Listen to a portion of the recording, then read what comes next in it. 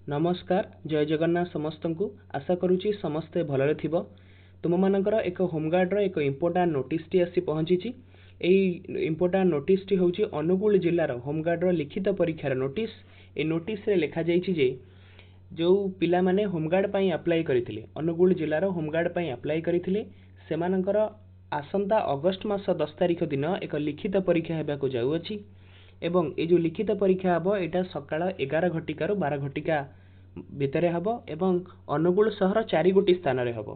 सरकारी स्वयंशासित महाविद्यालय Anugul, rotary public school Anugul, Anugul सरकारी उच्च विद्यालय एवं सरस्वती शिशु विद्या मंदिर गांधी मार्ग अनुगुल ए 4टी स्थान रे अगस्त 10 तारिख दिन सकाळ 11 घटिका 12 घटिका पर्यंत एक लिखित परीक्षा अनुष्ठित करा जिवो।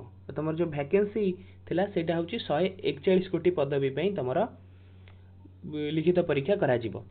तापर कौन देला देख ए लिखित परीक्षा निमंते जो प्रार्थी माने योग्य विवेचित होइचंती तो से माने 2-8 अगस्त 2 रु अगस्त 5 भितरे सकाळ 10टा रु संध्या 6टा भितरे गृहरक्षी कार्यालय को जाई निजर एक वैलिडिटी निजर एक वैलिड आईडी प्रूफ उपयुक्त आधार कार्ड हो ओरिजिनल आधार कार्ड को देखैकिरी तमे तमर निजर एडमिट कार्ड टी पाई परिबो।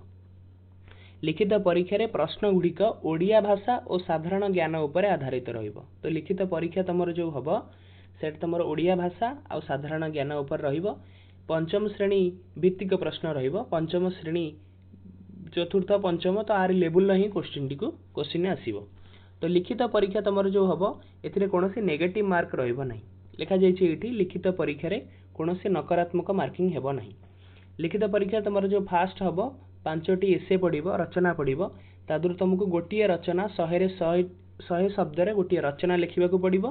से रचनाटी होची योग्यतामूलक। तापर तमर से रचना रे कोनोसी मार्क नै केवल तुमको पास करिवार अछि। तापर तमर साधारण ज्ञान गणित एवं मानसिक दक्षतार एक 60 मार्क रो परीक्षा हबो जोथरे कि 30 टी क्वेश्चन आसीबो। गोटिए क्वेश्चन होची 2 मार्क। तापर देख कोन दला लिखित परीक्षा रे जोग न देइथिबा प्रार्थी मानकु अयोग्य घोषणा करा जिबा सहित परवर्ती पर्यायर बाद दिया जिवो। जो माने लिखित परीक्षा अटेंड न करि परिबे तो से माने होमगार्ड रो पदवी पे एलिजिबल हेबे नाही। जो प्रार्थी माने लिखित परीक्षा रे योग्यता अर्जन करिवे से माने परवर्ती प्रक्रिया रे उपस्थित रहिबे। तो जो माने ए लिखित परीक्षा रे पास करिवे तो से माननकु शारीरिक परीक्षा पई डका जिवो।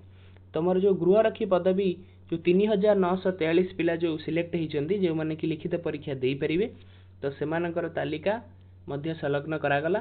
तुम से तालिकाटी मु तुमको टेलीग्राम चैनल ले दे देबी। टेलीग्राम चैनल रो लिंक ए वीडियो रो डिस्क्रिप्शन में अछि। तो डिस्क्रिप्शन को जाई टेलीग्राम रे जॉइन करो आर पीडीएफ टी तुमे पाई परिबो।